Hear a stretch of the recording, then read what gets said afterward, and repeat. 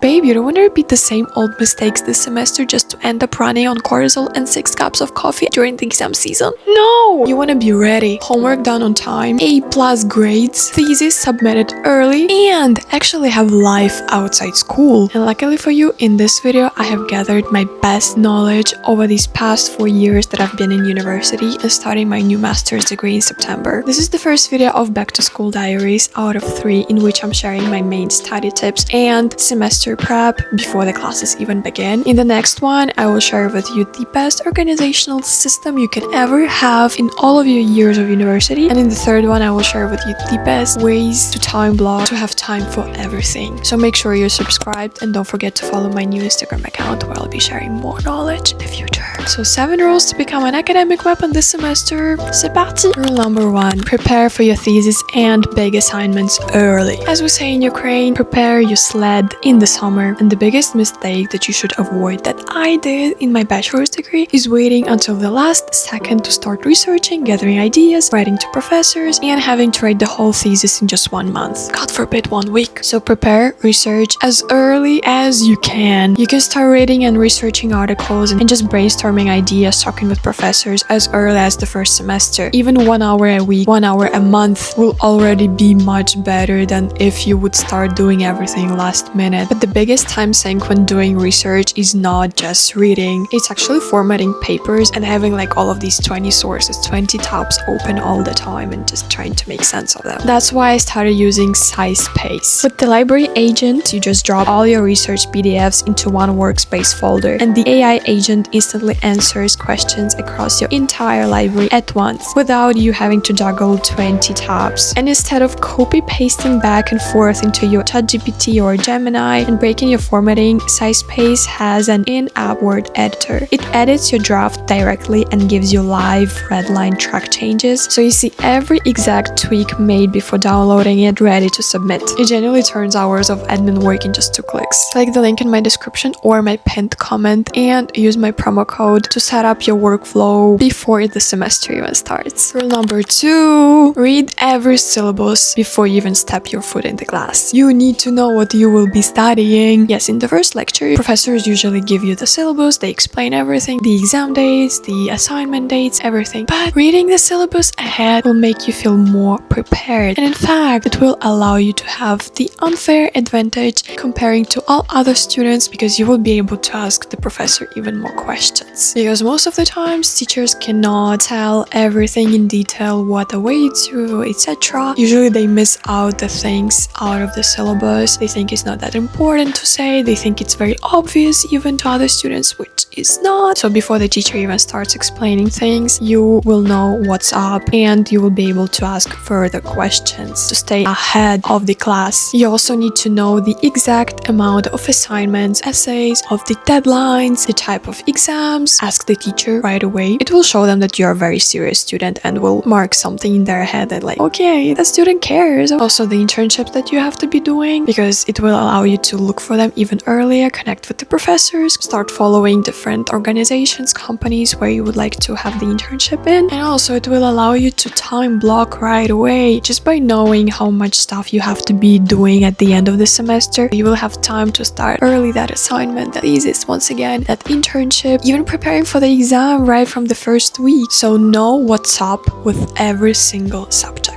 I'm telling you, the best grades I've ever got from the subjects that were relatively hard for other students, I was starting early. I was asking the teacher a lot of questions, or I was reading the syllabus very carefully and preparing myself mentally ahead for the big projects, assigning some time right in the beginning of the semester, some little chunks of work to do right away and not burn out in the exam season when there will be a lot more exams and tests and assignments on my shoulders. So preparation is your biggest unfair advantage. Rule number 3.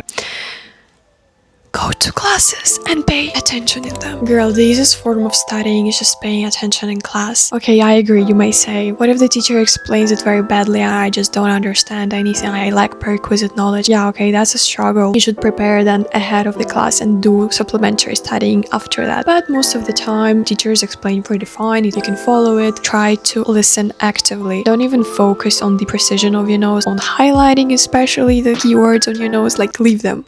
Just write the essential essentials. You can even record the lecture, but pay full attention in the lecture. It will reduce the amount of studying you will have to do at home. Absorb the material right in class. This is what lectures are for. Yeah, you can miss them because you have work or other important things, but genuinely, if you do have the opportunity to come to every single class, come. It will reduce your studying by 50%. My personal mistake is that last year when I came to Sorbonne for Erasmus exchange, in the first few weeks, I was not paying attention at all because I was focused on my bureaucratic issues, my housing issues. I was even buying flight tickets already home for the autumn vacation. Like, girl, pay attention, because in the end of the semester, you would have so much trouble understanding shit. Like, there is the teacher right in front of you, and they are there for you to ask them questions and help you. You have personalized support. Come on, use that. Rule number 4. Active recall is your new bestie. The best way to waste your precious time this year is to waste it on reading passively as your main form of study. Unless, of course, you're a genius who remembers everything from the first time that you read something, you need to use active recall. Your brain genuinely remembers much more information when you actively work with it, when you retrieve it. How you can do it is asking yourself questions as one way. What I like to do is uploading my document into Gemini and just asking Gemini to be my very strict professor, asking things that I would never even think about. This is a really good practice. Second way is doing past papers. Sometimes professors put into the syllabus, into the pages of the subjects, the past papers. If you don't have them, ask professor. I think they will be more willing than not to provide them for you to practice. So very good thing. Third way, it can be blurting, which is just writing down all of the information that you know on the blank page and then comparing it with your notes and seeing what you missed, what is wrong, what is correct. It's called blurting. Next technique is Feynman technique, where you try to explain to yourself knowledge in very simple words, so you will be able to see if you actually know it, what is missing, what can be improved, and of course flashcards for terms, for new words, for language studying. Yes, it takes more energy and effort, and sometimes at the end of the night you don't want to do it, you would just rather read something, but honestly 30 minutes a day of revision, of active revision, is much better than the full all-nighter of just reading stuff right before your exam. Just those little chunks across the whole semester will do you much